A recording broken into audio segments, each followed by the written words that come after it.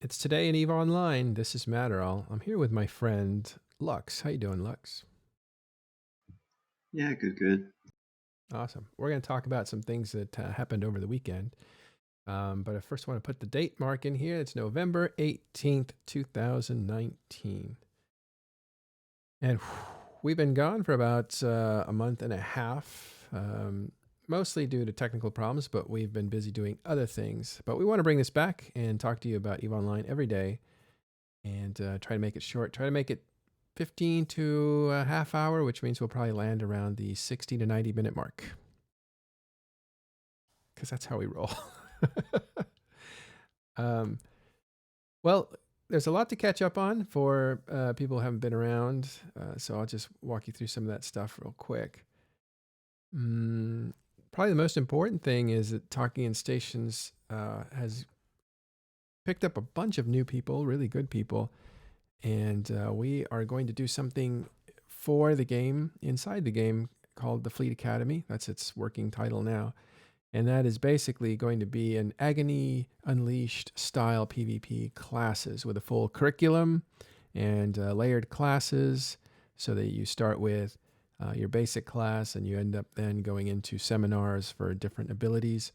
And hopefully, with a lot of care, we can push people in a safe way to do things that are out of their comfort zone to get them used to the waters of maybe becoming an FC or a scout or some kind of helpful player in a fleet. We found that the retention for that is just fantastic. 80% or maybe as much as 90% of the people who take classes like that stick around and usually end up volunteering and kind of being an example to other people. So the more we can do to support that, the better for the overall activity levels in the game, which is really what the game comes down to. So we'll start there, right? What did we do this weekend there, Lux? Because you were on this fleet with me. Oh, we went on the Newbro room with FC Gregal, so she runs them on the Sunday closest to the 15th of every month. So this one fell on the 17th, and next month's will fall exactly on the 15th. Excellent. So you can catch that. But for me, it was a pretty interesting experience because and what we're showing you here, by the way, is Hateless. If you're watching the camera, Hateless was on this room as well. He was streaming it, and this is the recording of that. So we'll just be looking at parts of that because a lot happened during this thing. But essentially, this is run by Greygale, and it is for Redemption Road, and that is a corporation that will take newbies and do an MPSI fleet, which is not purple shoot it, which means if they're not in your fleet, then you can shoot it. So that means it's a public fleet you can join, and you're going to shoot anybody and everybody. Those are a little controversial, by the way, because you might end up rolling past your own team if you belong to a nullsec alliance or a lowsec alliance, and you may end up having to shoot at your own guys. So what people tend to do is just not shoot or participate at that time, but that still creates problems for people. That said, Ask for forgiveness. Ask for forgiveness, Madero. that said, it is something that's really popular for people who want to find something to do when their team isn't doing anything. And so they group into these NPSI fleets and do things. And there's different types, right? There's a bombers bar where you fly in bombers usually in stealth and you go through wormholes and you attack just about everybody. And there's also Spectre Fleet was one of the big ones. But this is not like those. This is a roam for new players so that they can feel what it's like in a low pressure situation to go out and fight. And that is something again that Greygale has done in the past. She also did it for Agony Unleashed, and soon she will be working with Talking in Stations to do a Fleet Academy that is a little more curriculum based so that you have classes and you have actual progression and you can track it. And by the time you do a certain amount of classes, you should be pretty proficient at the things that are listed on there. And so, yeah, it's going to be like a school, which ought to be cool. uh, let's see. Um, okay, Lux, what was your impression? Because you actually were really helpful in the fleet. So to give you an idea, I was on this fleet. I said, hello, hello, everybody. We went out. I was a little bit late. I caught up to everybody. I hung around with them for a little while as they were getting their sea legs or they were learning how to maneuver. And there was about 8 or 9 absolutely new players to the game. And they were all sticking with everybody. Unlike me, who got left behind at a gate and then I was promptly killed. But Lux, It was a teachable moment for everyone. Gogo was like, "This is what you don't do when you go AFK in a fleet." yeah, she definitely took the opportunity to say, bad example, you should park your ship in a station and then walk away. But I didn't want to end up with a catalyst in Curse or wherever we were. So I was like, just let somebody take me. It'll add to their gameplay because they got a kill, and then I don't have to like wake up in a station and fly home. So that's why I did that. It was kind of on purpose. But yeah, A likely story. yeah, that's my excuse. I'm going with it. But for you, what was it like for you? Because you were very helpful in this fleet. I wasn't very helpful, but it You was a were. lot of fun. Like, eh, they're well run fleets. Gregor teaches the new guys things about just how to play Eve and how the fleet window works.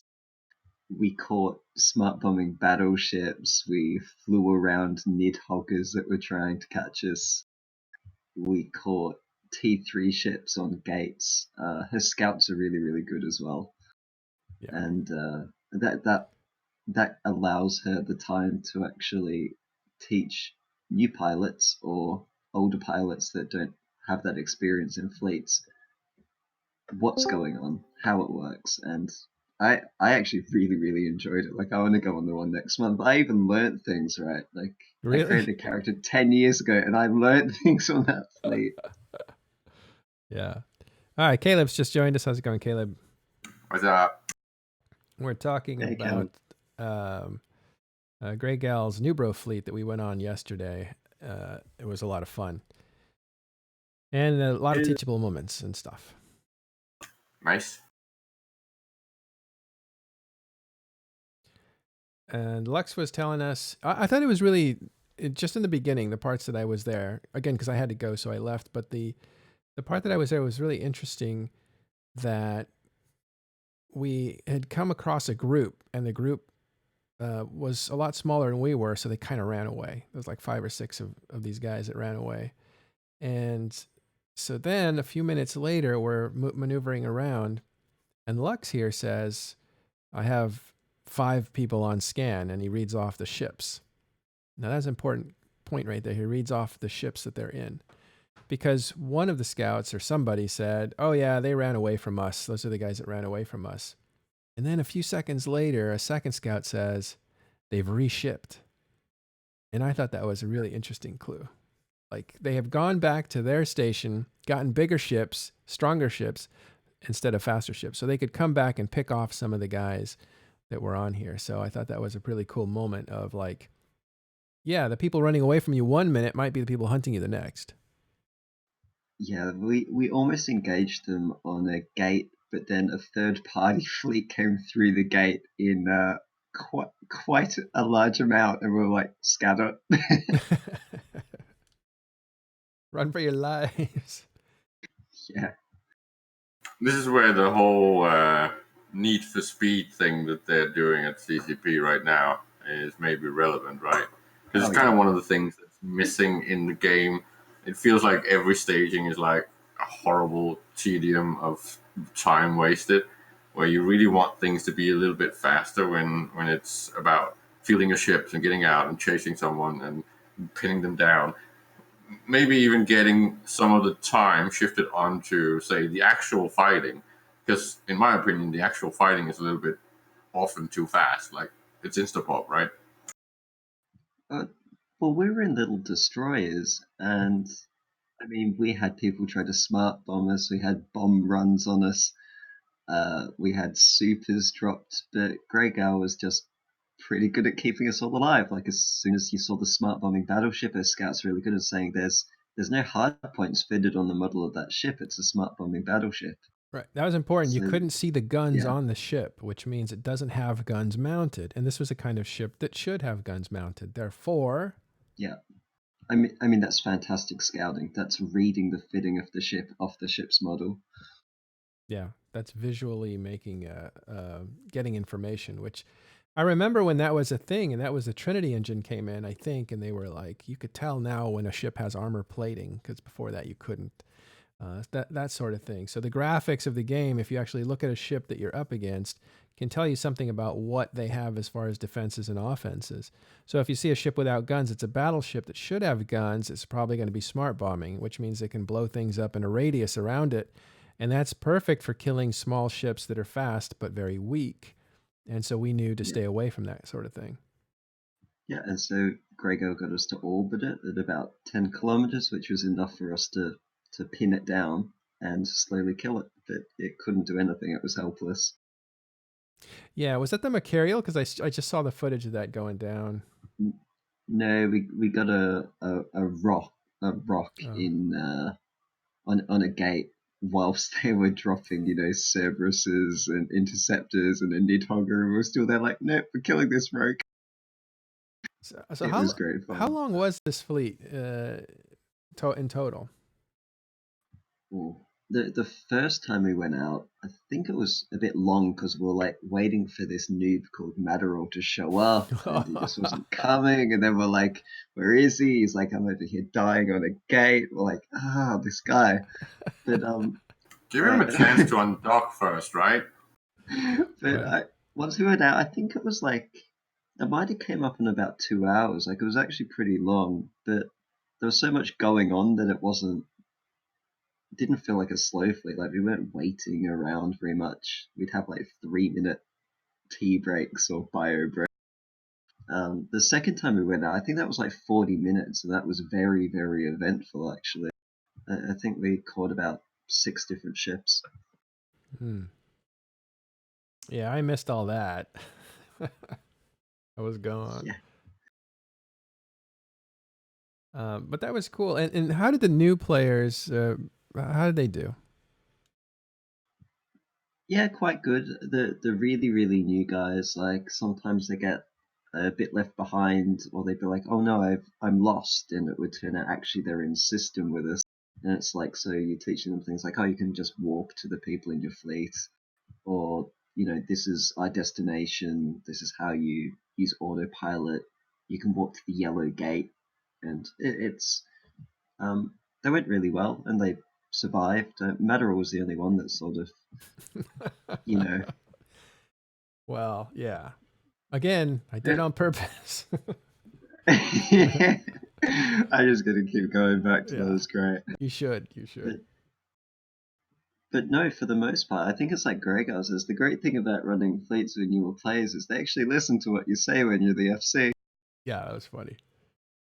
Yeah, they and she said that new players actually don't get lost very much because they're very much in tune with what the FC is saying. Is if the FC is explicit enough, if they give enough details on what they're saying, if they define their terms and then use their terms, those players will actually keep up because they're understanding what's happening and they're very attentive. Unlike veteran players that hang around gates and walk away from the computer. To just give an example of how bad it can get when you're a veteran and the brain starts being destroyed, Big Red Boat has actually had a straggler that was his alt. So he was pretty much yelling, "Who the fuck is that left behind?" I was like, "Oh shit, it's me." That is good television, or that is so good boat television. Yes. Yeah. Classic fucking boat. So that's we're going to come back to this, but we're going to meander too. So we're going to come back to this fleet and talk about it again. But Boat is no longer on the meta show. What happened there? Well, it's a shift that's been kind of simmering for a long time, right? Because we came out of was it Laz and Mittens that did the meta show, and then pretty much Boat came in and kind of took over, right? Yeah. And then we've had Boat for almost a year, maybe a bit more. But it's always been kind of simmering that maybe someone else should pick that one up to get it back to being a little bit more, I don't know, serious, Mm-hmm. a little bit more actually talking about things and less joking. Because Boat is amazing and entertaining as fuck, but we lost some of that old meta show content, right? And Brisk is now picking that up a little bit and trying to streamline the show a little bit more. So it's definitely changed its flavor back to something more akin to the old days. Yeah, so it's more serious, or what's the idea behind the switch to bring it back into being more of a serious show? It's to be a little bit more serious conversation, right? The tone has just picked up a little bit more, so it's not so much banter because banter is really entertaining. Hell, I'm part of a show that's pretty much only banter, right, on Push to Talk, and that gets a little bit, I don't know, it's not boring, but you kind of need something more serious to keep people, content in a more pensive and cerebral way. I think, especially when you put up an intro that pretty much talks about the meta and the spy games and all that stuff, and then all you're doing is memeing, doesn't really fit. Yeah. So there's Brisk Rubal, the Matani interviewing CCP Rise and CCP Larkin that happened this last Saturday. Did we learn anything coming out of there? Yeah, it was fairly good. It pretty much delivered on the intention of shifting the show to something more serious, and of course that helped a lot that we had or they had Rise and Larrikin on. So Larrikin and Rise got the chance to actually talk about some of the things that are supposed to be happening in the near future. I was discussing this with Lux the other day, and I thought it was a little bit vague. But of course, you can excuse that because what else would it be? If they want to do actual announcements, they will come out and do that more directly. It was just back and forth on intention. There was one announcement that came out of it that was information to me, which Rise said that the structure timer changes that are coming, I'd assumed they would be early next year. He said they're going to get them out before the end of the year. So that was an announcement to me. Yeah, version 1, right? Whether or not there's going to be changes and iterations on it is a different matter, but they're going to bring something out that's going to be out before Christmas, I think. So that's really fucking good because I think that's what I was saying for almost 3 months now, that if CCP really wants to get these changes rolling, and especially the whole Talos thing, then they need to get that thing fixed by Christmas so we can get some content in there. Yeah, changing structure timers to me is one of the biggest ones that they could touch on. I thought they'd spend longer doing it and they wouldn't touch it even for a few months. So to have them doing that in the next 3, 4, 5 weeks, to me that's a big announcement because this changes the landscape of the game potentially. Yeah, and it's a proof of concept, right? It means that Talos is actually working and doing exactly what it's supposed to. Team Talos. And if they do it right, then we might actually get some entertainment during the holidays, right? Because that's usually where drama starts kicking off because people kind of have time, but not really. Mm-hmm. And that's usually when dramatic things and potential wars actually starts heating up. Right. Okay, so another thing that happened over late last week, we're not doing today because we haven't been on for a month, so we're going back just to recent news to go over that. But we had this G-Star 2019. Was there anything going on there? Oh my God, yes. Of course, we didn't get to see the keynote, which was annoying and sad. But then again, it's most likely the same content that Hilmer has pretty much been serving for at least the last 3 times that he's been on stage. Mm-hmm. But it was a big event, and already the birthing numbers on new players is up by 3, almost 4 times normal. So it's gone from normal 3 to 4,000 to 11, 12,000 new characters being created. and you can already see the pickup in the time zone on the PCU. That actually, Eve offline.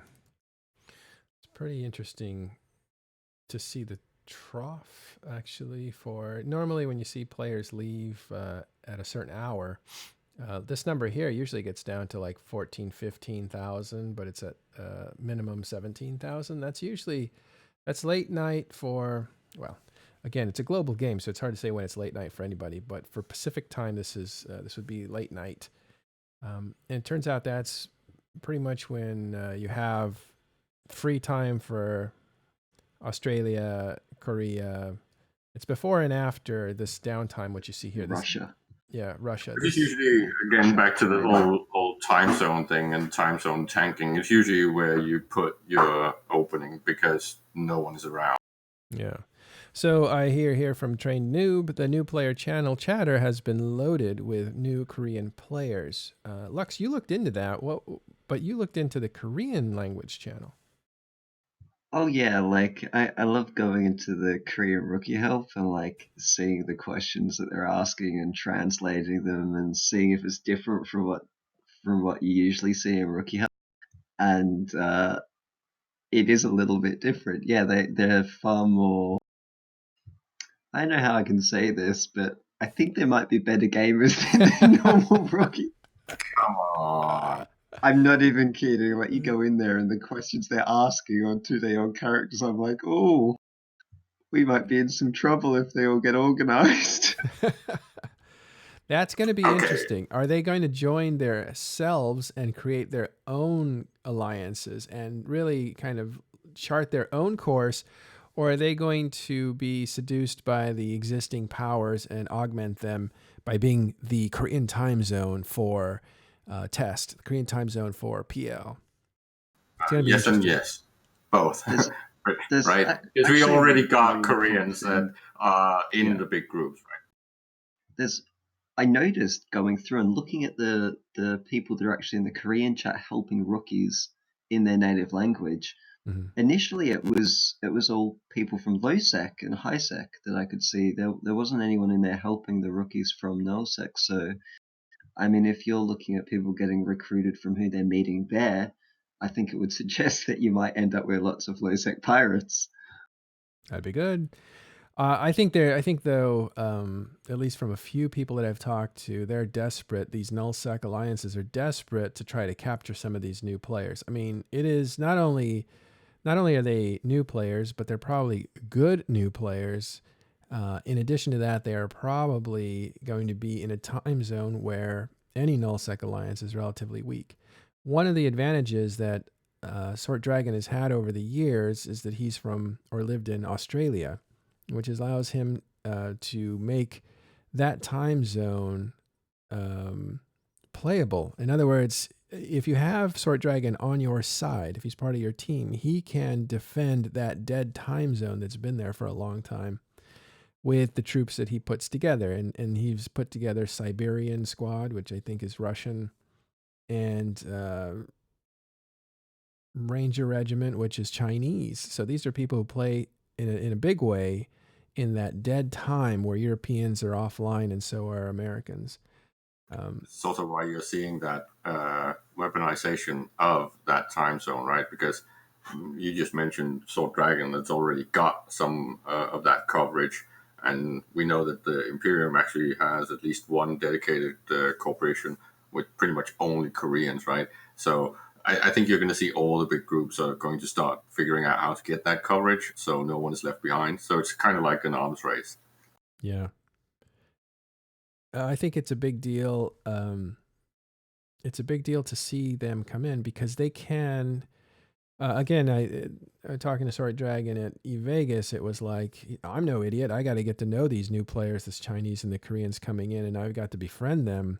And he sure does if he wants to stay relevant to controlling that time zone or being a big player in that time zone, which is an important time zone. You also have this issue of time zone tanking, which is being dealt with. And that basically means that you're supposed to, the way structures were intended to work is that you would put your vulnerability state for your structures when most of your players were on. In other words, your prime time. So if all my players were European, then you would assume the European time zone would be when your structures would be vulnerable because you're going to have the most amount of guys around to defend. But that's not how players have done it. Because there's such a lull in EVE Online in that dead time zone, which is very far east, that's where everybody times things to, because they're depending on their enemies that are attacking them not having the ability to bring enough people to take out the structures, and the structures have a natural recharge and they have natural defenses, and so that it's just logical, right? It's like, of course, I will put it my vulnerability when I'm sleeping because I know that the people that I'm playing against are usually also sleeping at that same time. So it's a natural benefit. It might sound counterintuitive, but it's actually logical because you're assuming that they are sleeping as well. Yeah, I mean, it's logical, but the intent of the system is that it becomes a flashpoint where people fight over it, and so you would put it at a time where people could actually do that. But instead, the way the players used it was to suppress and avoid content, which was actually exactly counter to the point. To the intent, but the design, But the point is that now that we're getting this time zone filled out, you don't really have that opportunity anymore because you can do so many things of outsourcing that job to someone in the time zone because now it's covered, right? So you're going to see something more akin to what was intended with the game, that the whole aggression thing kind of moves around the clock, right? So it is a 24/7 game. That being said, Rise did say that he wants to touch on time zone tanking with Team Talos as well, so we might find that they bring back some of the mechanics that we had around PUBG, where the attacker actually had some control over when the structure would come out as well. You got cut off. That's also why I still think that wait, one CCP second. should seriously. 1 second, Lux, I'm going back. Mechanics around POSs, player-owned star bases or station or basically towers. You got cut off there, but you said gameplay around the old pauses. Yeah. Yeah, I mean, the players call it, what, kiting timers, Caleb? Yeah. But we can't really point to such an old system because only the people that's played for years and years will even have any reference to it. So it's about time we just stop using those terms and only do that in historical and nostalgic points of view, right? I just think that they should very much consider bringing in more than one downtime each day, right? And eventually phase them out, and maybe even take some of the game out at some points in time and others in other time zones, right? So you get this weird internal universal clock thing going instead. Yeah, there's a few ways that it can be solved. One of them is definitely the mechanics that CCP can change. There's been a lot of pressure from both the CSM and NullSec alliances, and just about anybody that's being vocal is pointing to timers being a problem. I don't know what the cons are for that, though. Like, if there's people who are saying, no, the timers actually save us, the timers actually work for us. Like, I haven't seen those arguments, but they're probably out there. In any case, the classic one is the old asteroid belt respawning things, which is really horrible, right? Some of the things that are handled at downtime is so antiquated, and it would be so cool if CCP could figure out a way to do it compartmentalized. So basically, almost like nodes. Some nodes go down at some point in time, and others at others. So you don't have this whole abusive thing where you would come back and everything would be mined out because it had respawned at downtime, right? So only the ones that are around could benefit from it.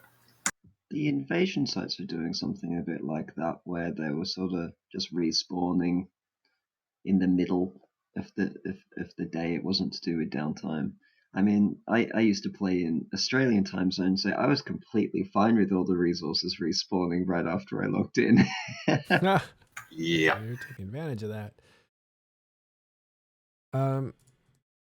So speaking of, though, changes.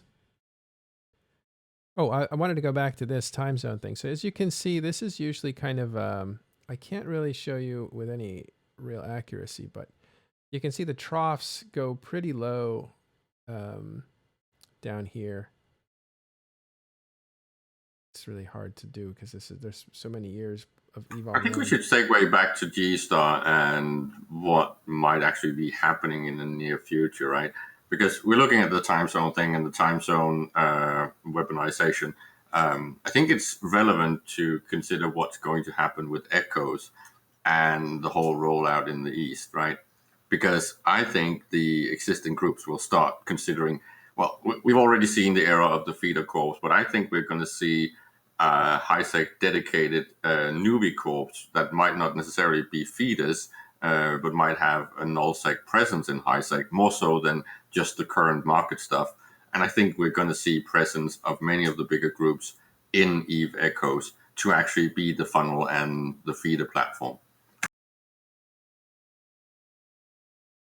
Okay, you're getting beyond what we can cover. So you say that again in like 5 words. Well, I think you're going to see a goon presence permanently in HiSec that's not necessarily dedicated to a feeder corp, and I think you're going to see a goon presence in EVE Echoes to actually use it as a recruitment tool for this new time zone recruitment. And other groups too, or I guess it just depends. Yeah, I think all the groups are going to do this, right? Eventually, it's just going to be who is more successful in doing so. And of course, some already has a bit of an advantage. It's a bit like a land rush. It's just on the potential influx of players. And even though many say that EVE is dying, and I'm a little bit pissed at some of the things with the development, but I do think that we might be in for a very, very nice period of growth. Well, it would be interesting. It's going to be different growth, though. It's not going to be what it was in the West.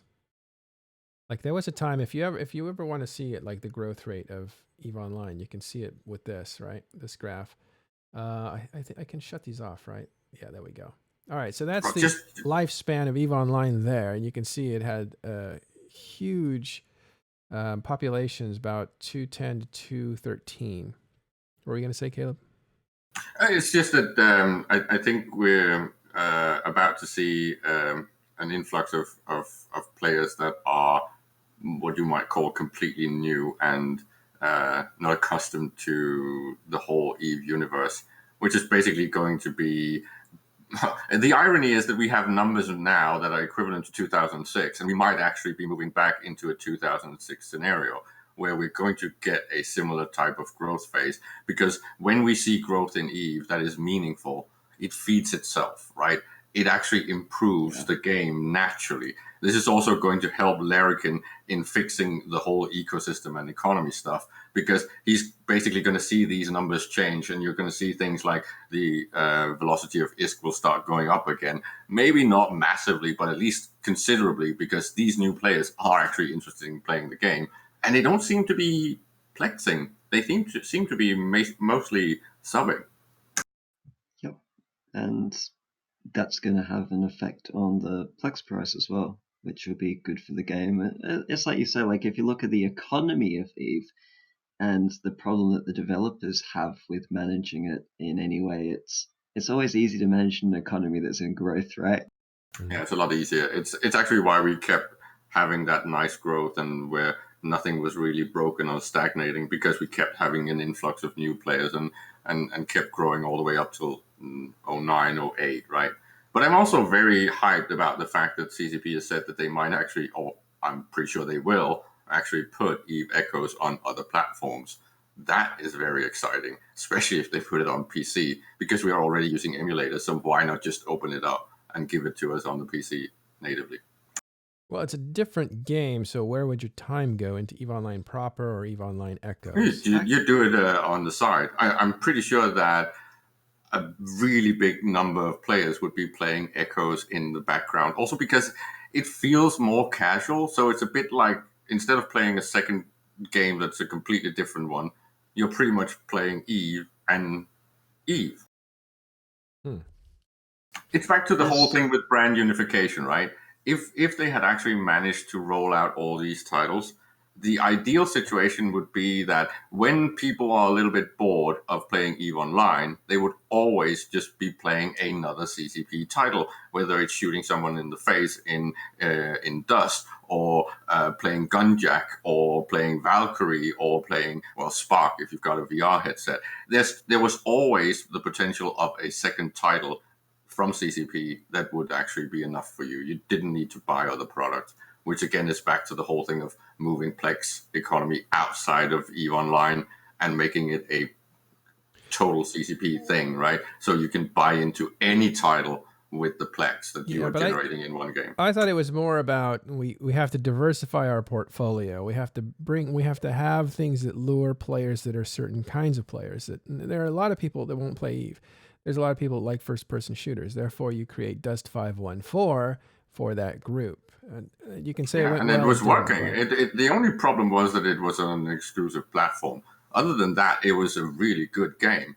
It was not a perfect shooter, but it was a unique shooter, and the way that it tied into EVE Online was interesting, even though it wasn't really functional or very well balanced. But it was at least an intent of trying to bring it together, which is also why if we get a chat system that's also on an external platform, the whole thing of having Dust players chatting in EVE is not really an issue. It's just foreshadowing this massive CCP communication platform, which of course ties into the Avatar stuff. So Dust 514, for those that don't know, came out on PS3, but it came out rather late in its PS3 cycle. So it was, I think even PS4 was announced not long after PlayStation, not long after Dust 514 came out. So as you can see, it was, if it wasn't going to be upgraded to PS4, there was really no future for it because people were going to move off of PS3 and move on to PS4.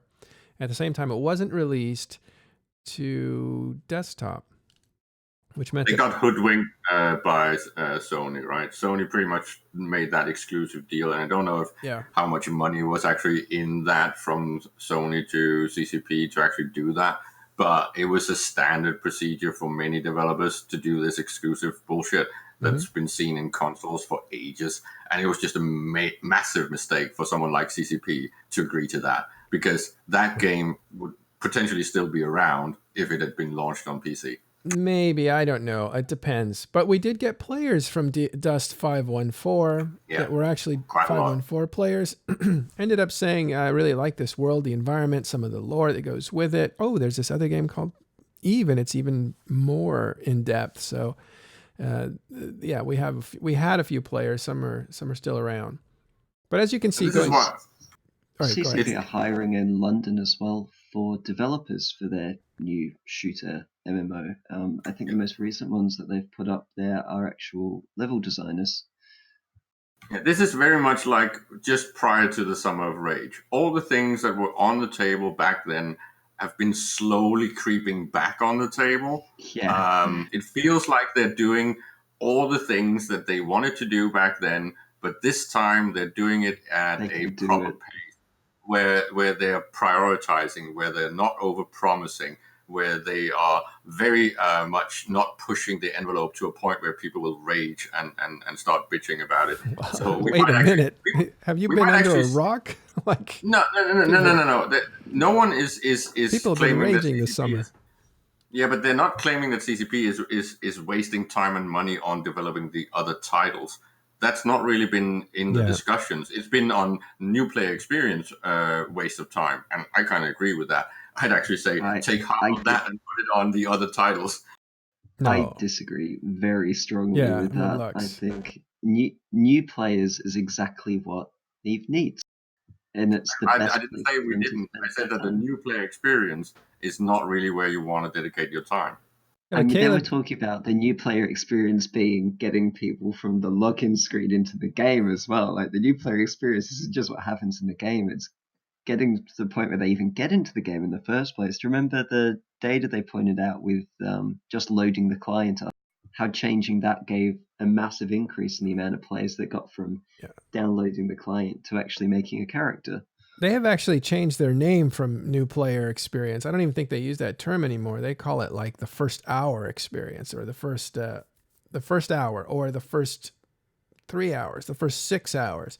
They're really focused on pushing people further along the funnel because so many people are falling out before they ever get a chance to like the game. That's something that was covered in Talking to Stations. But the problem is that they've tried this 3 or 4 times now to roll this out and polish it, right? And they've been doing this with less and less. Well, they've been doing it with less and less developers, right? There's not the amount of hired staff that we had back when they tried the first iteration. So just to compare this to, say, exams, you only get 3 tries. And I think they should just leave it for now. I don't know if that's true. And I think what they're doing now is not what they did in the past. In the past, they tried to make... Go ahead, Lux. Yeah, in the past, it was more about the content of the new player experience. Now, when they're looking at developing the new player experience, they're not just looking at the content, they're actually looking at the usability of everything that the new players face, even before they get into the game. So it's fundamentally different what they're spending their development time on right now, and conflating the two because it's called new player experience is what we're spending our time on. Conflating those is a mistake, actually. Yes, they're using the same words, but it's like when they say they want to increase the difficulty for veterans and reduce it for new players. Yeah, they're using the word difficulty, but it's not the same difficulty. Okay, the point is that they're not very open to the comments from the current player base that pretty much seems to be pointing out all the flaws of this and have been doing that since the first iteration. So I just think that they are wasting developer hours trying to bang on this when they're not even listening to the people that actually have experience with the game. I mean, no, I hope they don't listen to players. Go ahead. They got 22% of people who were completing the first part of the game, right? Doing like the tutorial. That was, what 1/4 of people. They got that up to 30%. That's actually, I know that's just numbers maybe to you, Keller, but that's a lot of difference. But it's a meaningless number because you're not putting it in the context. Okay, this is equivalent to when you have an investment, right? If you have an investment portfolio and you say that you have been making profit from 22% to 30% return of investment, that's fine. But you haven't mentioned all the ones that you're losing. And if you're not putting this in the perspective of a net result, I can't use it for anything. And when I'm looking at the PCU, I don't really care about these improvements because we're still bleeding a lot. I care about these improvements because the truth of it is EVE is a niche game. If you were a doctor, you would be panicking by now. That's what I'm saying. Thanks a lot. And you would not be focusing on putting blood in. You would be focusing on stopping the bleeding. Maybe we're less like a body and more like a forest. No, we are like a body. That's the whole problem. The problem is that the body has been mismaintained for the last 6 years at least, maybe 8. All right. We're not going to get into all that. That goes nowhere. But if you're looking at the screen now, you have a show that we did not that long ago on new player experience with 3 of the devs that were actually working on that. And that was a really good one. You can check that one out. That was, let's see, the title was, I believe it was 45. Yeah, Invasion 45 of Talking in Stations. So it's episode 45. Check that out. You can check that out on YouTube. Any of this stuff, you can go to talkinginstations.com and find the episode, and then there's a YouTube video there, or you can listen to the audio podcast or that sort of stuff. So it's good review. I'm going to take us back to this PCU, which I wanted to explain here. You see this giant hump here was really the heyday of all MMOs. So to say that EVE had greatness and we're no longer great, it's not just EVE Online, it's MMOs in general. Were really popular between 2007, which is here, when it was spiking or starting to move up, all the way to about 2013, which is when it started to die. That was the heyday for all those games. And they've all since diminished. Why? Because there's more options. You can play a social game on Facebook now, basically. You can have the things that are so exciting about an MMO is that you're playing with thousands of people that you don't know. And you have the potential to make new friends, and that's exciting and intoxicating. And it's nice to put your best face on when, you're projecting, who you are and getting acceptance. And that's a very rewarding thing that Facebook gives you, or any of those social media, is it social media? Yeah. Social media gives you. So an MMO was kind of supplanted by that. But also you had these massive open world games like Skyrim and other ones that were so good that they made you feel like you were in a gigantic place and you were a small thing in a big place, and that was all controlled and everybody stayed in character and there was no goofiness and there were no trolls and it was just a better environment. And so those two things I think worked really hard at taking a lot of players that normally would play an MMO, taking those people elsewhere. And I still look at The Witcher and Oblivion as games that I took breaks from MMOs to play because I was tired of people being just so immersive breaking with their trolling. So that is, and so we settled into this period of this giant spike you see here. I'll just light it up with that. That got back up to 51,000 is when the game became free to play, essentially. And then it slowly dropped. Went back up. I don't know what that trough is about there. It could be just a winter drop. I'm not sure. And ever since then, we've had a lot of struggles, and people been kind of depressed because we fell out of the 30,000s people playing at the same time, and down into the 20s, and that was depressing for a lot of people. So the Koreans coming and possibly bringing us back up to 31,000, which you can see here, we just broke the 30,000 mark again, is got people kind of excited. So that's what's going on there. Hey, Cable, what's up? I felt in the force that someone was talking about Sotios and I showed up. In public channel. Your force. They weren't talking about Sotios in here, Cable. They're talking about it in public channel. No, I was here. It's just noticed because you're in here, as I figured you might be talking about it, but you're not. It's funny how people are saying that people are stealing them. Nobody's stealing them. I've stolen one, and that's all that's been stolen so far. I thought you quit the game. How are you stealing Sotios and not playing the game simultaneously, Cable? It's confused. I'm telling you because I know from people running Sotios and so on, there's only been one stolen since the change, and that was me stealing from Test. Oh, okay. But I think somebody, Olmeca maybe said he's going to try to steal one to prove. Olmeca said that he's going to prove that it's easy. It can be done. It's still very easy. Yeah. So I'm excited to see when he comes out with the announcement that he successfully stole from someone. So. Yeah. I'm also excited to see Olmeca's freighter losses on the kill boards. Steal what? He's the Satio blueprint. So Cable is somebody that used to specialize in stealing it. So a group like Test would fight these giant engineering complexes that belong to NPC characters. And if you were able to destroy it, and they were hard to destroy, then you would get a blueprint for the kind of thing they were building inside that engineering complex, like a very expensive faction Titan or faction Dreadnought. And so Cable was a specialist in coming in and swooping in at the last second and taking the reward away from the people that had destroyed it. That's where, Moloch BPCs come from.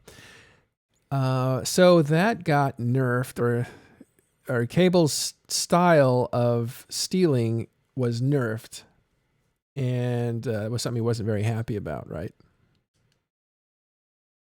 He was moaning for days. It was great. Where are you, Cable? The amount of salt. I've never heard such salt before. I was bathed in his salty tears. The things like is that I'm not so mad about them changing something. That's fine. I agreed, and I always agreed that I think that it needed a change. I just thought that the change that they decided to do was utterly retarded. I'm sorry for the word, but I felt like it was a completely over the top change that just went literally towards the whole you can't steal anymore. That's literally what this game used to have a good name of being the game that's so ruthless that you can steal, you can scam, you can do all these evil things to yourself, because that was how ruthless the game was. And that's what always drew me into the game initially, at least. Mm-hmm. Did you find what it's advertised as? It was. Did you finally There's still reveal? ninja looting in the game. Yeah. Did you finally reveal how you were able to steal them? You said you had a video prepared to show everybody how you were able to steal those. It was posted on Reddit. Reddit? Who reads Reddit? We don't read I Reddit. posted it on Reddit, and I'm pretty sure it was posted in the Discord as well at some point. Yeah. All right. Well, we'll find I it. can go find it for you. Not to harvest any more salt from Cable, but it was one of those examples where CCP actually stepped in and fixed a thing in the game that was broken, which is pretty much their responsibility. The game needed, like, considering how niche the whole thing is, right? People are arguing they made this change to make it more inclusive and so on. But I mean, come on, it's not. The point is, you had perfected it. You had perfected it, and you had broken it. So CCP is required to come in and fix it. I mean, what really happened is everyone sat around the CSM table smoking cigars, drinking whiskeys, and rubbing their chins. And they said, "You know what? We should nerf this year." And Hillman was like, "What? What do you think, CSM? Like, you guys get the say in this, obviously. Like, I think we should nerf." And they Cable. decided to use it's a real that thorn in our power on side. Sotios. Yeah. They get one freebie a year, and they're just like, "We want to nerf Cable this year." Okay. So anyway, that is, maybe we can bring that up again to see how it's changed, because what CCP did is they went in and said, whoops, this thing that you could pick up with a small ship is too heavy now for a small ship. So you have to bring a massive ship, which is slow and has no possibility of swooping in and grabbing something. In other words, it needs to be protected. So the people who have destroyed the structure, it is presumed, will be the ones that can protect the ship that can take the loot. And therefore, the people who control the field get the rewards. But what's happened is it's also created an opening for spoilers. So if you have a group that destroys the engineering complex, picks up the loot, and starts making their way out of system, they can be sabotaged, or somebody can jump on them and gank them and destroy the loot, so they don't get it. So nobody gets it. And that was one of the things. It's a really good direction, right? Because what you want is you want to put more value on the playing field, right? The more value that is on the playing field, the more chance you have of actual meaningful escalation. Because the old school thing is to try to get people to stick around by using things like the stupid bait thing with the panic module and things like that. But putting the value on the field, right? So something like the loot drop, something like the loot from the Sotio is a really, really good direction. And it ties into the fact that they were recently doing the experiments with the loot fairy. Of course, it failed miserably because CCP, of course, forgot that it's EVE players, and EVE players will break your stuff if they can. And they did. But changing the loot tables and tying them into a new design is a really, really big potential. And it sounded like Rise is very much on that page. Right. So I want to direct your attention now to some of the news going on in the Imperium. Then we'll come back to talking in stations and what we're doing at Fleet Academy. But recently you saw there was I guess it was and this is funny because this is some of the changes that are now showing you the effect they have. You had a failed Dread bomb by Pittsburgh, I think it's 2898. We'll call him Pitts. He's was an FC for the Imperium. So he jumps in and uses a Fortizar in test space, but that belongs to Goonswarm. And he used that Fortizar to jump on Fire Coalition, which is basically Russians, XIX. And that group, that drop is a failed drop because the Sinos there weren't enough Sinos in place to bring in all the dreadnoughts at the same time. So the dreadnoughts came in waves. And because they came in waves, they were easier to handle, and they were therefore destroyed to the tune of 300 billion were destroyed, which is a big loss for most groups. But for the Imperium, that is not, it's a very small percentage of what they're able to manufacture. So what happened after that was that he was told to leave, or that his whole corporation would be told to leave. And so he was the CEO of the second most active corporation in Goonswarm, the first being the really gigantic Karma Fleet. So this is a very big player. He's the CEO of this corporation, and this is and he's a workhorse. He's been doing 25 or so fleets a month for them. He's worked with them for 6 years. So he was a standard there. So to ask him to leave was a pretty big deal, and it was done by the leader of the Imperium himself, Mittani. So basically, when he left, we did an interview with him. You can catch that on TIS YouTube, or you can catch it on Today and Eve Online podcast, which is separate from Talking in Stations podcast. So it's a separate podcast. And during that, he explained what the situation was and why he was pushed out, essentially. And I think it was really interesting because it highlighted other aspects of what's going on in the game in general. And that was, he did something that in his eyes was totally legal. He used Imperium pilots. They did something fun. They didn't kill an ally of Imperium. They killed an ally of Imperium. And so to get in trouble for that seemed like it was not a good thing. So he basically said that the diplomats that are causing him to get into a lot of trouble are the problem. They're holding back the content creators. And that's what that discussion was about. Well, punching your friend's friend in the mouth and then bitching about the fact that someone gets mad at you is a little bit pathetic.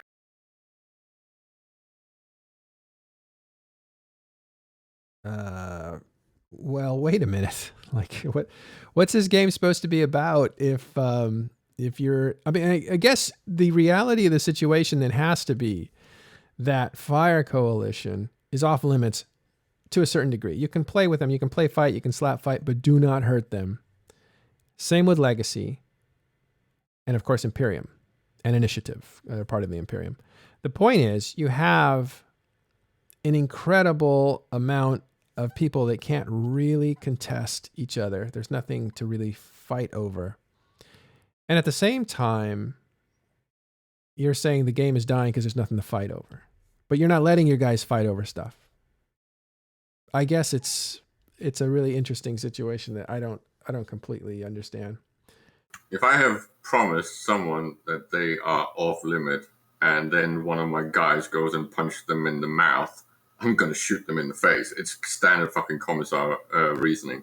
You don't do that. You follow the procedures of the organization. And if the diplomats have said these people are off limits, they're off limits. That's not up for discussion. You can discuss whether this whole Blue Donor thing is a problem. And I agree, it is. But you do not go against current policy.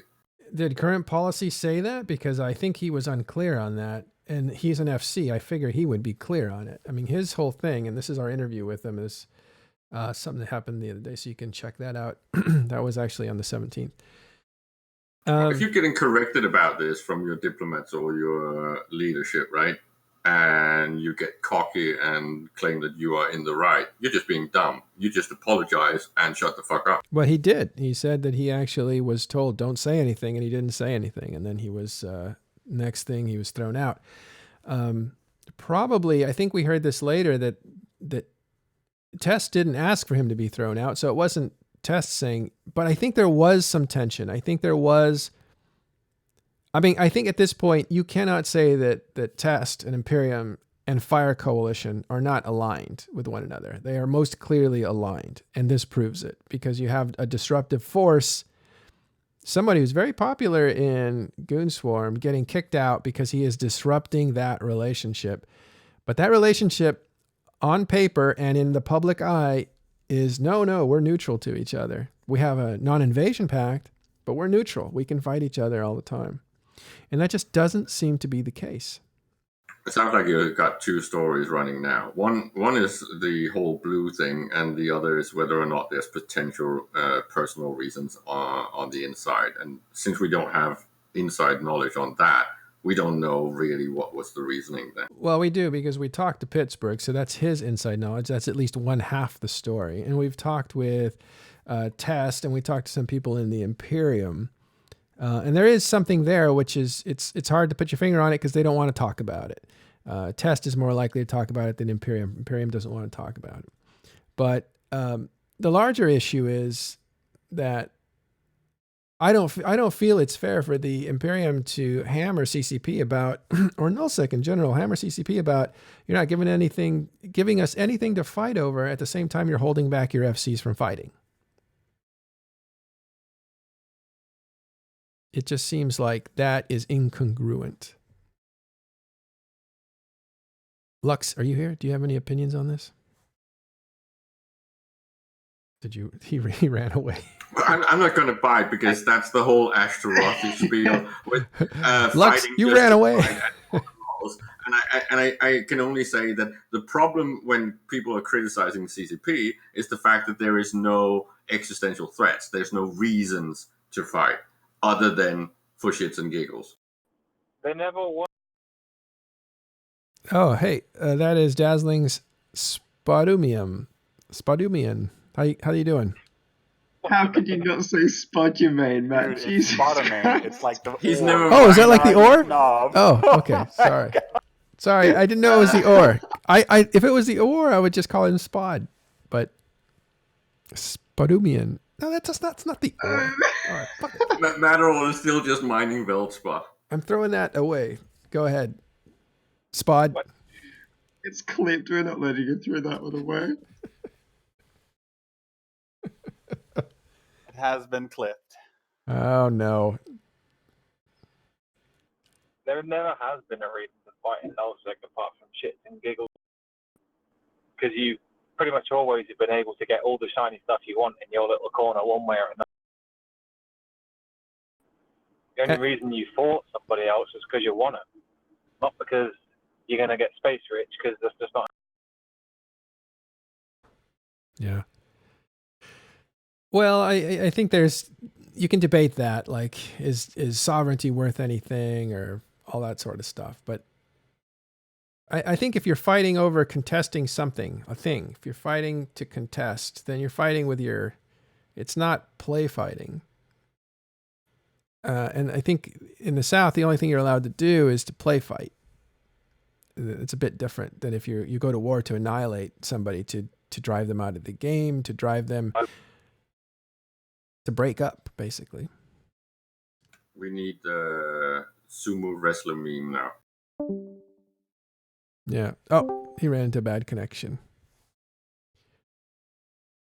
Well, anyway, it's not a topic that we will solve here, but it is something to look at. I think it's interesting that there is always been this tension. There was rumors, although I don't know if these are true. So I'm going to say these were rumors that when Sword Dragon signed the deal, a lot of people were upset because they were winning that war and thought they could win that war in the north. The Imperium marched up to the north, was destroying their old rivals, and was told to stop. And that seemed very unnatural. And so there was some FCs that were unhappy with that decision. Again, that is what I heard from people from the north, so I don't know if that's true. And then it happened again when Goonswarm returned, and they had essentially doubled the size of their military, came up to the north. The north didn't even contest and just took off and left the north to be razed, and it was. But then I think the drifters attacked and they had to come back, and then at that point the Imperium was super mad at CCP for putting in this entity that could potentially destroy their stuff, although nothing got destroyed. So they had to rush back and defend it, and so people were upset at that. I think there was another thing where FCs were mad about something. Maybe those things don't go together. But there was another incident. Didn't really pose any true threat apart from catching the occasional raptor out. Oh, I couldn't make out what you said. The static is too much. All right. That well, might be a bit clear. Yeah. All right. I So said, well, the drifters not really that much of a threat because, as far as I know, they didn't return for timers. So all they really did was catch out the odd straggler. they destroyed almost nothing. So whatever panic was happening or the hysterics was just out of panic. It wasn't out of reality. There was nothing destroyed. They said that they were returning for timers. I don't know if that's actually 100% true because nothing was destroyed. So you could say the players had to come back and defend everything and did successfully, or that the drifters, their programming wasn't really able to take something out. And the programming was changing almost every other day. So there were some bugs that CCP admitted, some things that happened that wasn't expected. But they were not ultimately successful in destroying anything. So I don't think the players came back and defended their structures, because there's a lot of places that weren't defended that didn't get destroyed either. And actually, talking with some people at eVegas, there was a little more clarity on the situation and stuff. But yeah, it wasn't as big a threat as people made it out to be. But it was a good opportunity to be really mad at CCP, and I think that was unfortunate. But it might have worked, because now CCP seems to have given Nullsec their own development team in this Talos, right? And that's why you can see Nullsec really being careful with CCP Rise and the Talos team, and being really grooming of them, and still saying that CCP sucks, but this guy's good and he'll save us. That's something they have to say, because this is the guy that's going to give them what they want. Not that they want stuff that's going to make them win the game, but it's going to give them stuff that's going to entertain them. And so that's what that's about, to me. Is there not much of a feeling that the developers, the players have too much sway? I think so. And when the players are the ones carving out what the game is like, the game's rigged and the game is over. It's a completely demotivating paradigm to know that the people that you're supposed to compete against are the ones whispering into the referee's ear to say, like, yeah, well, let's make the foul line 15 feet instead of 12. And it's just like, is there really any way to stop that? Because even if you say, for example, remove something like the CSM and you remove any direct lines, you've still got the biggest groups have the most screeching power on the forums, Reddit, wherever else. They can shout the loudest. Yeah. And any developer is going to listen to the shouting. They should. I wish they didn't. But they, on the other side of it, people would say, well, you have to listen to the players. Otherwise, you design away from where your players are. Well, that's kind of the point. I think the company should be leading the designing, and they are. But they should also lead the thought patterns. They should be the one challenging us, and not us saying that is a challenge too far, or that is a challenge in the wrong direction. But you have to have a lot of faith in the companies that they're going to make something that's fun and take you places. But that's something that CCP was very good at with EVE Online, was to say, like, we're going to show you some stuff. It's going to be amazing. Stick with us. Trust us. And the players over time, and these are all video game players across every game, will complain that the company doesn't know what it's doing and that the players know better. This is where Lux should really give you one of those sheepdog allegories, right? A sheepdog is very good at leading a herd, but if it's completely spaz in the head and untrained, it's going to just scatter all the sheep. Quite the opposite. You can take a border collie puppy into a pen with a sheep, and they actually instinctually herd them. You don't train sheepdogs to herd sheep. It's in their DNA almost. It's actually quite amazing to watch. Yeah, but if it's completely confused or operating on some chaos era, it's going to scatter the sheep. I think a lot of the problem comes from just the raw age of the game. So you get people that have played for 15 years and think that qualifies them as the ultimate game designer. And actually, it doesn't. And that's the honest truth. Like, we want to think we know better, but the reality might be, actually, we don't. You can have someone that's highly critical of CCP saying, oh, you're terrible, you can't design a game, and all sorts of nonsense. But if you actually said to them, where is the game that you've designed in the last decade that's brought enjoyment to hundreds of thousands of people? And they won't be able to point to it because they haven't done That's that. not, while I mostly agree with you, that's not a valid argument. Saying, where's yours does not make your criticism invalid. No, You the can point is say they're that not Singer is game crap if you can't. designers. They're critics. They're not people that... It's like a food critic. Like, you could be a really, really good food critic, but would that mean that you know how to cook?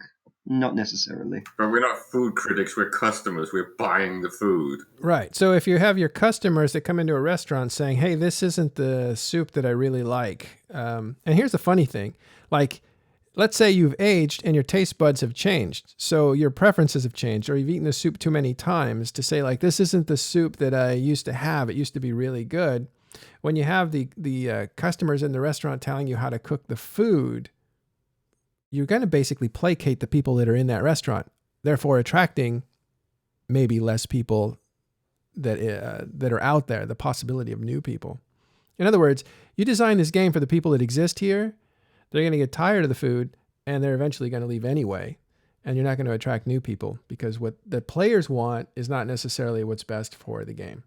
It's what's best for them. I mean, you might have a customer come in and say, I want to put tomato ketchup all over the food that you've just cooked. And you can say, yeah, do what you want. Or you can slap it out of their hands and say, no, you eat it the proper way. Fucking animal. That's true. Oh, that was hilarious. I was in Argentina, and my son was like, can I have some ketchup for my fries? And it was like a really, like, they're, Buenos Aires is like main steakhouse that all tourists go to. And the guy looked at me and said, no, sir, we have no sauces of any kind in this building. It's like, of course, Argentina, steak. Like, I just insulted the whole culture. Yeah. This is more like if Griet Mac Turin was suddenly a vegan restaurant. Okay, over my head. Anyway. That's the Icelandic restaurant that is pretty famous for all FanFest goers, right? It's where you get the best steak. If that suddenly went vegan, you wouldn't have any customers anymore. You would have to build it from scratch. Might as well scare off the entire player base. We have a request from the audience that we stop using analogies. Yes, that's probably a good idea. We're all over the place. Okay. Let's move on to the last thing we want to do is talk about Fleet Academy. So where were we? Like Fleet Academy actually, we were here. Well, we're not going to talk about, I should probably change. I'm going to talk about that. Let's go back to the beginning here.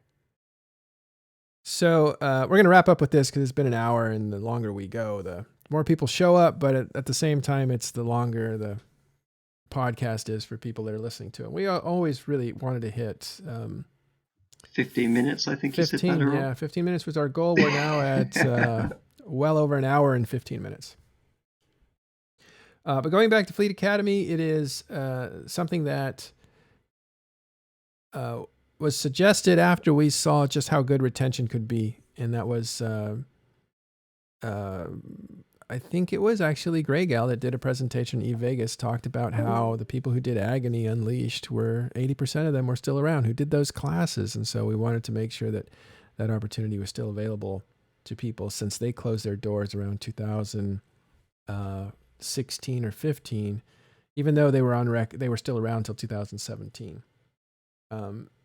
So that is something that gives us a purpose, and that's what the Fleet Academy is all about. You'll see a lot of that coming. We're going to spend a whole lot of effort at Talking in Stations to get that going and to contribute into the game. And I'll make an announcement that you guys don't know yet. But yesterday, I resigned being an NC DOT. So I am no longer going to be in Northern Coalition or in DICE Corporation, a corporation I've been with for like 4 years. I'm going to break off, go to LowSec and start up this Fleet Academy with Greygal and Talking in Stations. And that's where most of my in-game effort is going to go. So I don't know what I'm going to do with all my stuff, but all my stuff is probably get sold or used off for this sort of thing. We'll see. Anyway, that's news for me anyway. I'm just not into the nullsec thing right now. Like I think it's fun. If I played it, I would probably have fun, but I can't really play it.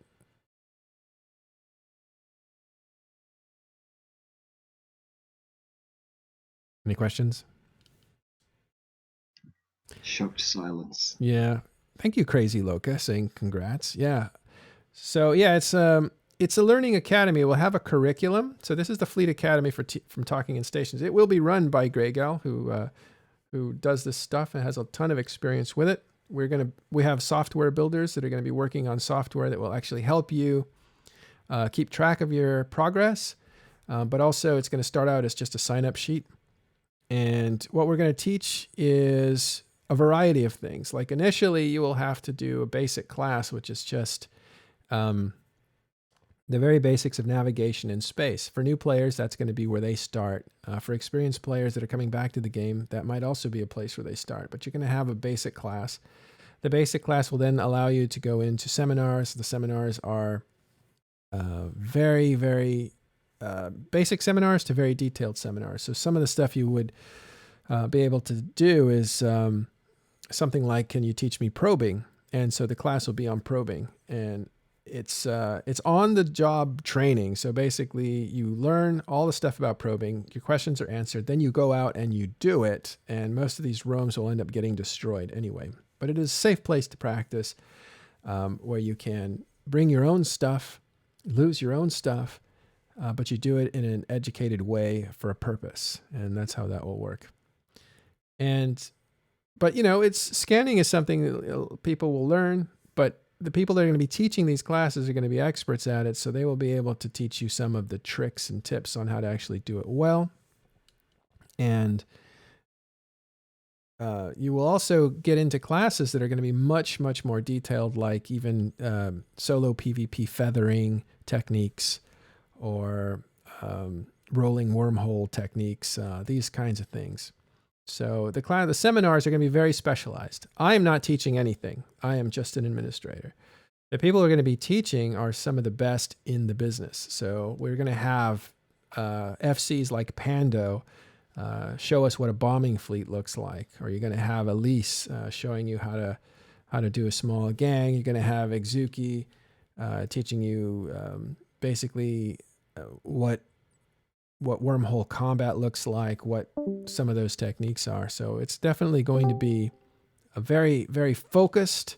We have access to some of the best players in the game, and they are all super happy to do this. It's really amazing how enthusiastic they are about it. Teaching, I think, is a big, big deal to these guys. They want to pass on their knowledge.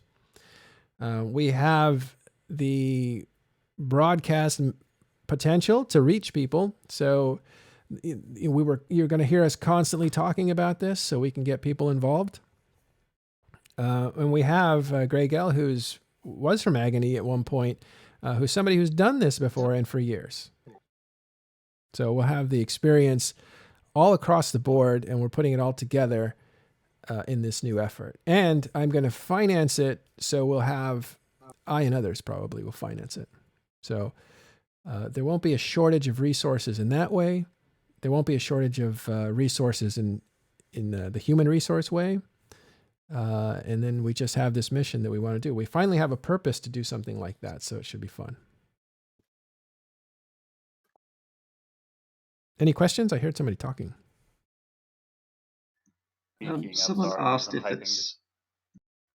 Someone asked if that will require you joining a corporation to take part in it.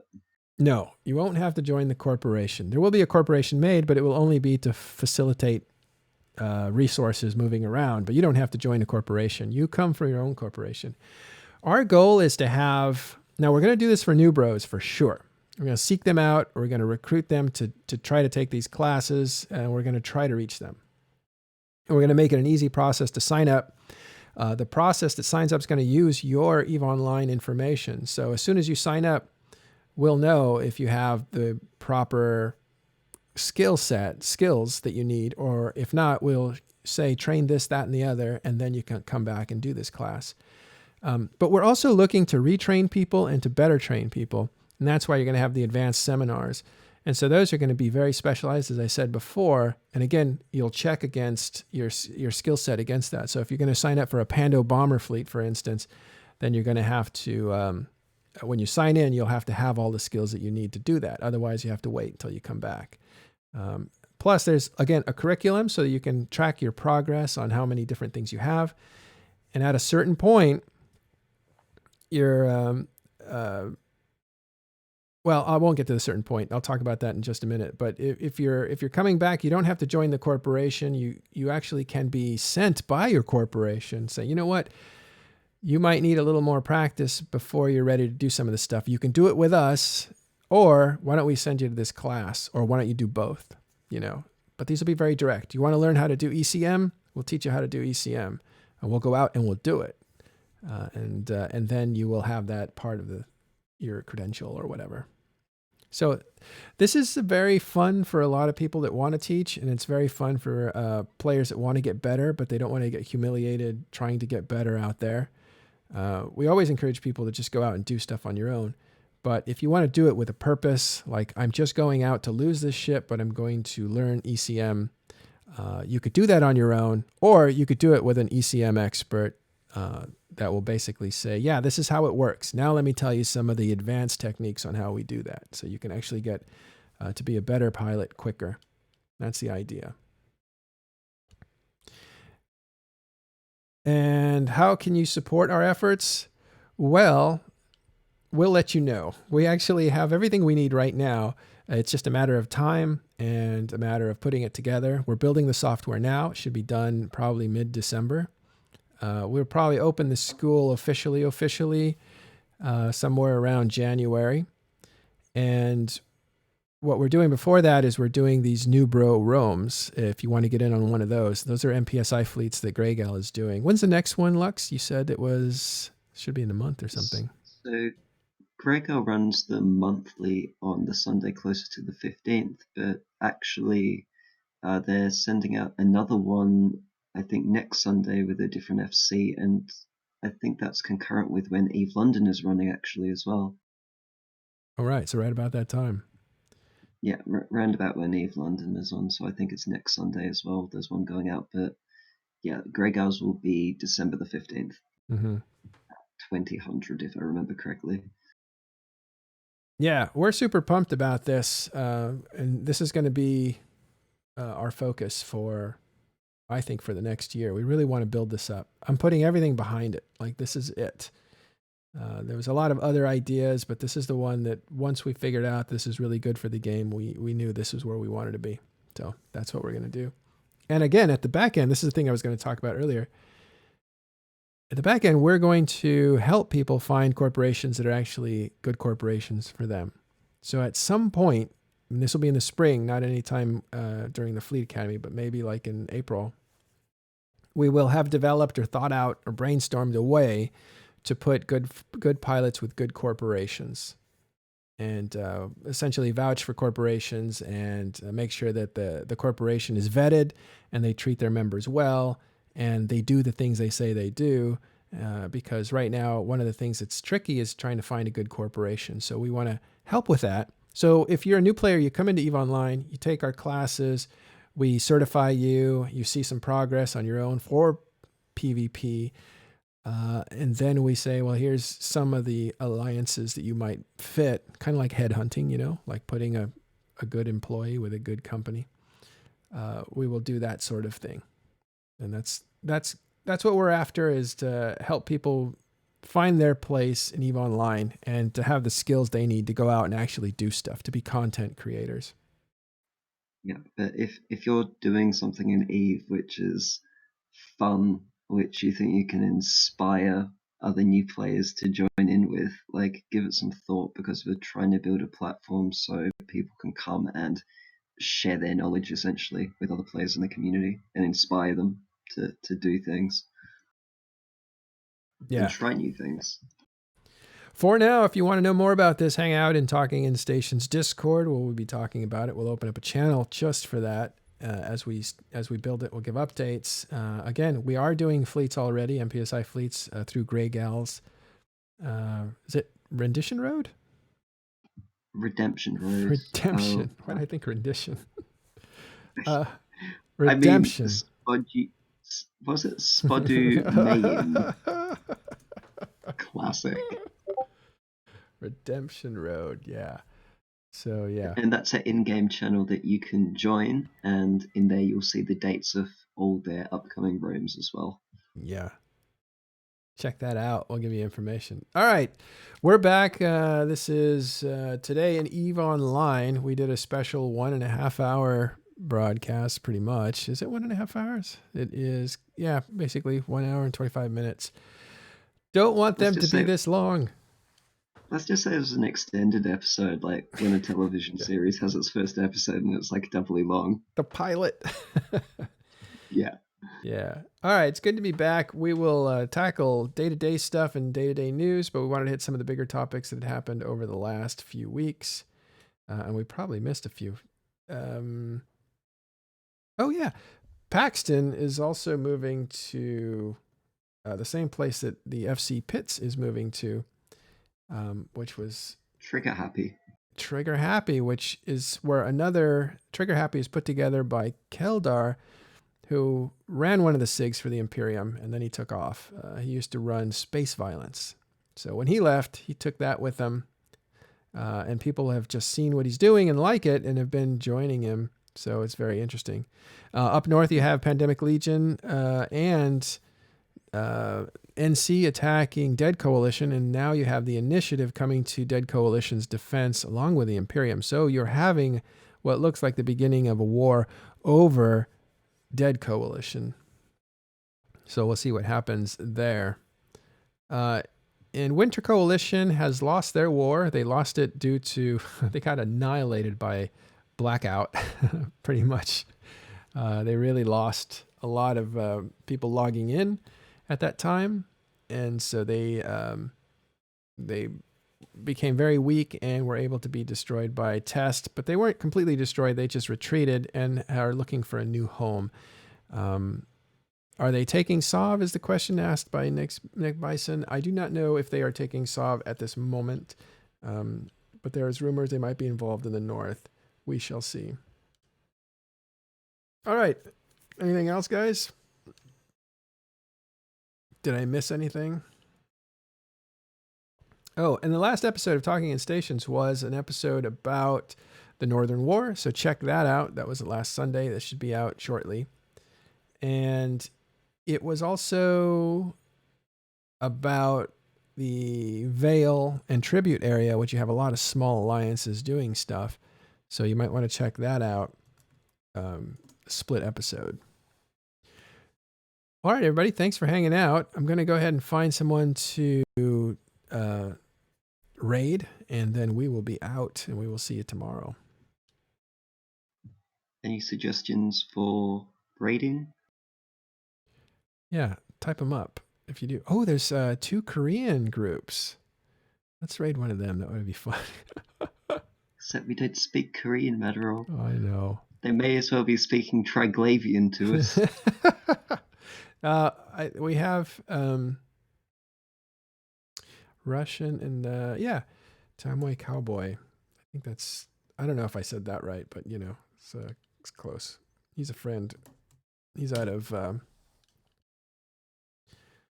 I think it's what do you call it? Streamfleet. He's a part of Streamfleet. So, you know, hang out, watch his stuff, and we will see you guys tomorrow. So take care.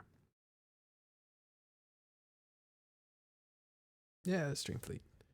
Hey, thanks, Lux. Thanks, guys. We're out in 5.